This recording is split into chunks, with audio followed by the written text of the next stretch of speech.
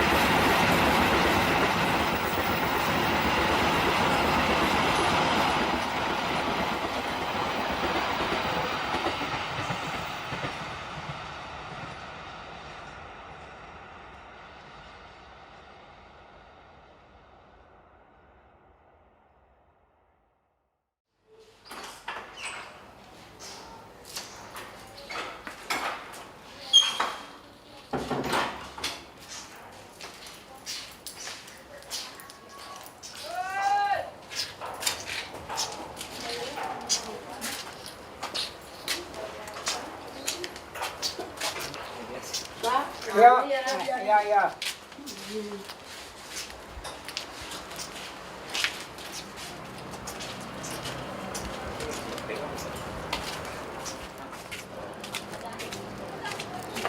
Kak. Ya. Nama saya Helena Kebogau. Saya lahir di Kampung Bugalaga, Kabupaten Intan Jaya. Saya lahir dari dua suku yang berbeda. Bapak saya suku Wolani dan mama saya suku Moni.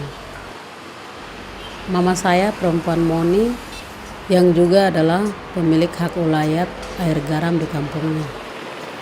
Mereka sering mengucapkan sumpah, wutili, atau mutupamina, yang artinya adalah nenek moyang mereka sumber pemberi hidup bagi mereka.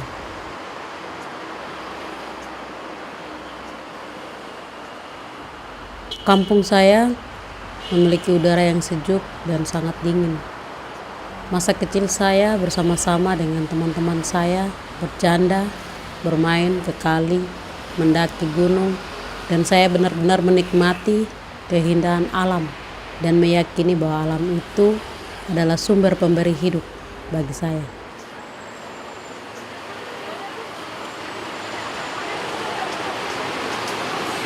Bu, boleh tambah isi ya.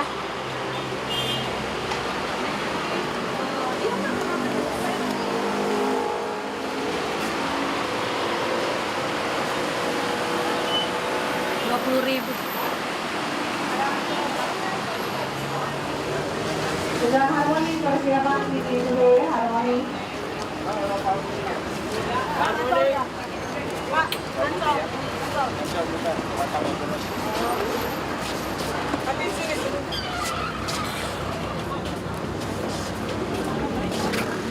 Harmoni ya.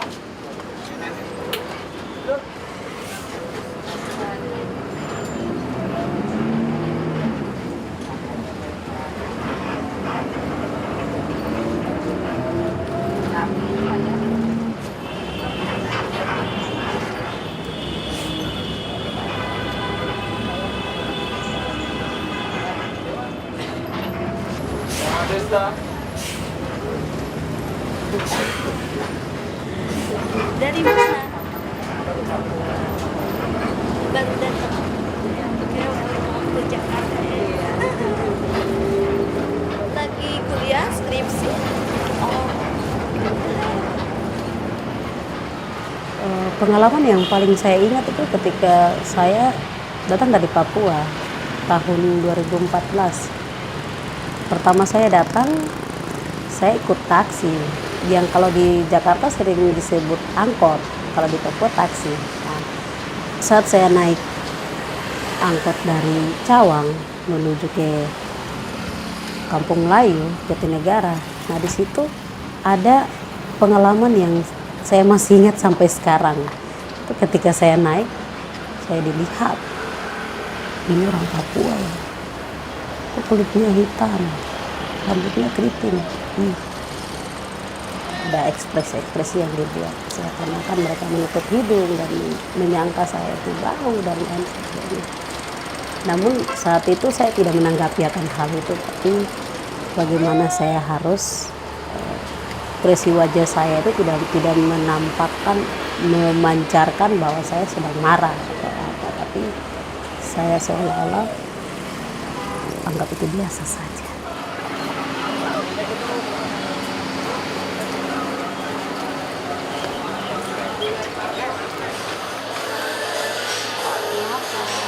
Kilo. Yang lemaknya mana ya? Ini yang lemak. Banyak daging itu. Ini 40 kilo. Ini aja.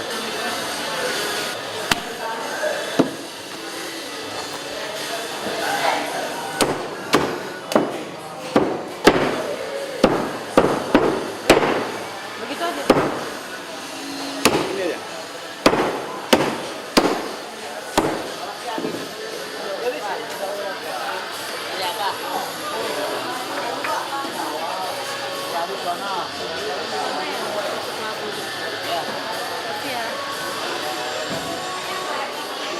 Baru itu.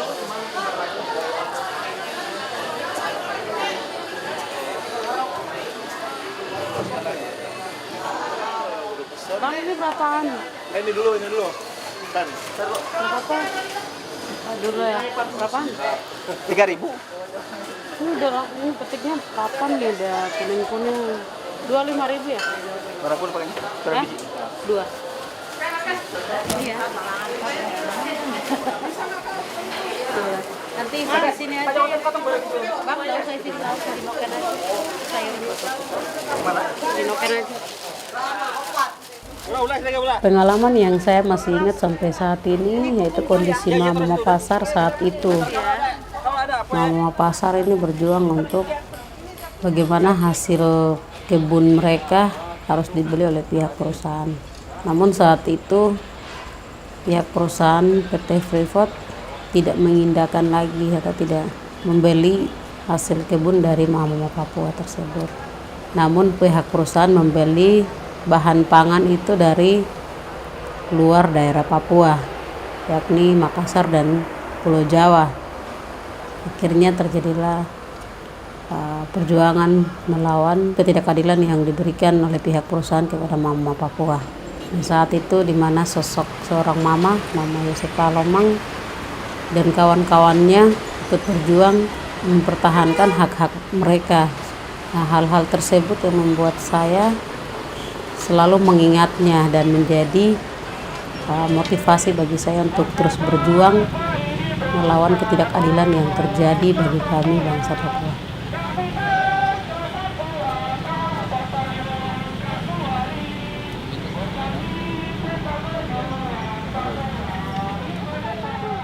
Oleh karena itu, pemerintah negara Indonesia tidak mau meninggalkan kita, tidak mau memberikan izin kepada kita, tidak memberikan hak kepada kita. Karena apa, kawan-kawan? Bank Dunia, Bank Indonesia sedang ada hutang kepada Bank Dunia, kawan-kawan. Yang hanya oleh Freeport, hanya Freeport yang bisa menutupnya. Kawan-kawan, selalu harus belajar banyak. Lihat untuk kebusukan oleh negara ini. Negara ini memanfaatkan kekayaan orang kita.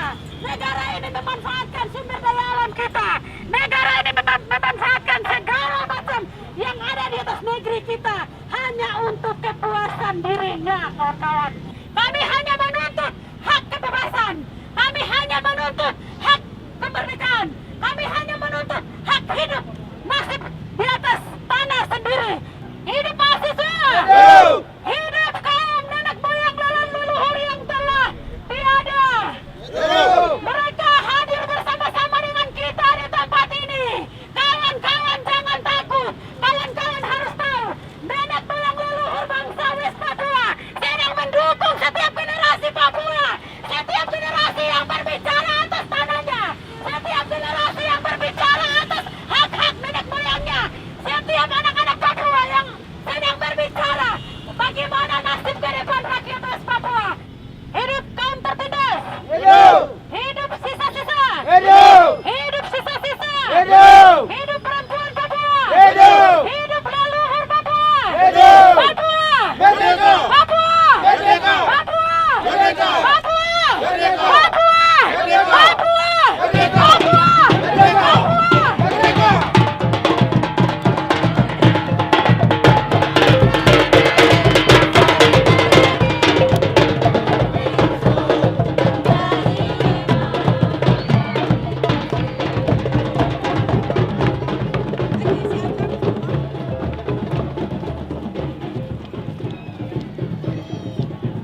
ketika kami melihat itu orang lain memakainya, ataupun orang lain memakainya hanya cuma karena demi kepentingan-kepentingan tertentu, nah di situ yang saya rasakan langsung itu seolah-olah mereka sudah merampas hak-hak atas budaya orang Papua itu sendiri.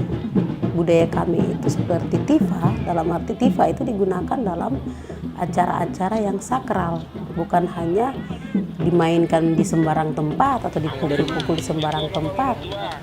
Orang Papua sendiri ketika berbusana Papua itu kami tidak bebas untuk menggunakan atribut kami, dilarang. Seperti yang pernah kejadian di Jayapura, mama-mama pasar tuh kan mereka jual noken yang bentuknya itu bermotif bintang kejora. Namun noken-noken itu dirampas. Saya berbusana Papua karena ya saya punya identitas itu sendiri gitu. Saya identitasnya orang Papua yang kulitnya hitam, rambutnya keriting dan beda dari yang lain. Biarpun saya di belahan dunia manapun, saya tetap Papua.